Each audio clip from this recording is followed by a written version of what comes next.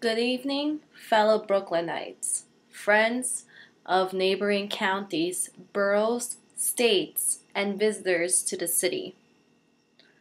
Do you remember your first friend? Take a moment now to think about the name of that friend who not only changed your life, but also molded it. That friend who grabbed you by the hand in kindergarten saying, "Let's play in the sand table." That friend who picked you up when you stumbled going up the stairs.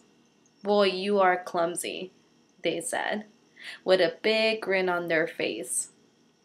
That friend who was your shoulder to cry on when your first relationship didn't quite work out and they left with another man or woman. That friend who held your hand on graduation day, looked right into your eyes, and said, "We are going to be best friends forever." And you are still friends to this day. Or maybe you're not. But deep down inside, you know that without that friendship, you would not be where you are on this day. Many people compare friendships to a flower or a blossoming tree. I see friendship as a candlelight.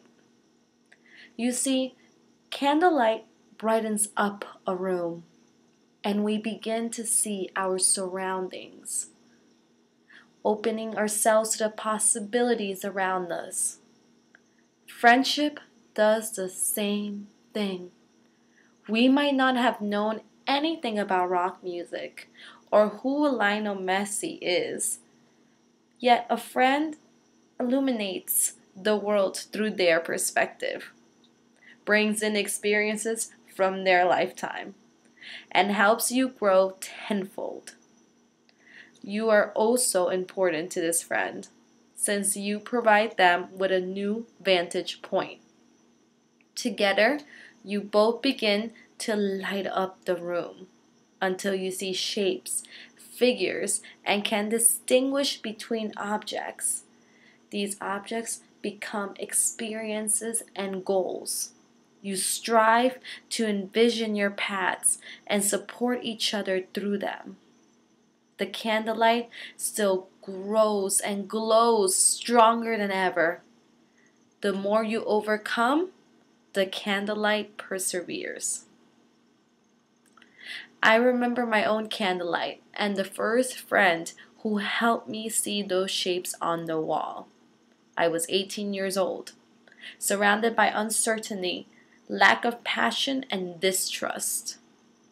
I had a lieu of burned out candles and figured I would stay a lone wolf from this day on. Many people say they're independent and strong-willed. We have heard them often say things like, "I don't need anyone," "I was born alone," "I will die alone," "I am my own person." Those people need others because they aren't strong enough. You may have your own opinions in regards to these people, but I think that's a lot of rubbish. I can say that because I was one of those people. But I also know the importance of being alone, yet there was a friend that changed my life. It wasn't until I met my best friend Eddie that I realized how much I really needed a friend. You see, 2008 was not a good time for me. I lost 3 of my grandparents. College was very hard, and I had to support my younger sibling. Endless of hours were spent maintaining the household, and I knew I could do it because I was strong, independent individual. Eddie changed my mindset. He asked me the one question that no one in my family even thought to ask me. What's wrong? From that moment, I unveiled my whole life onto this individual who knew nothing about me. He listened, nodded, in all the right moments, told me it was going to be okay, and even hugged me at the end. That hug paved the way to a beautiful friendship. My candle was lit again. Friends light each other up through experiences, such as travel, trying new cuisines, working out, and attempting new activities. You laugh, play, grow. Did you know that in every elementary school report card, there's a section regarding social emotional growth? We are actually evaluated on our social emotional growth. One of the components under this section states, does the student know how to interact with his or her peers? Other components include whether the student uses positive language or gets physical with their classmates. To think that at such an early age, we are assessed on how well we make friends? That's simply amazing to me, and so important for our prospective adulthood stage. Each time period of our lives, we keep the candle burning.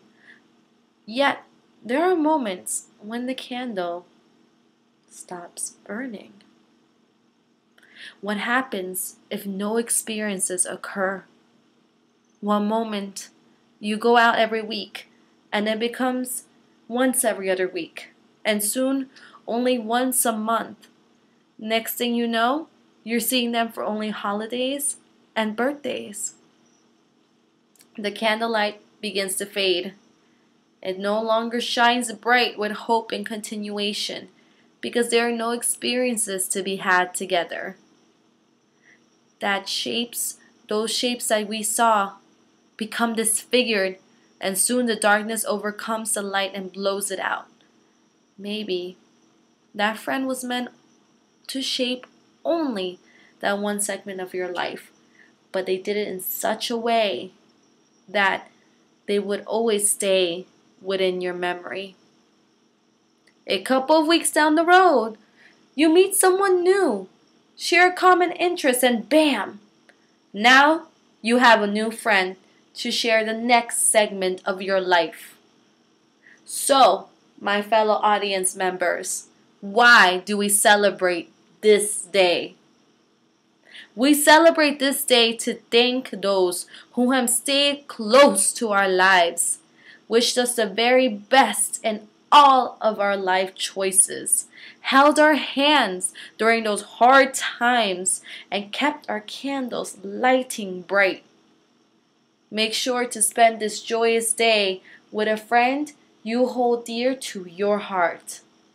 Tell them thank you for being my friend.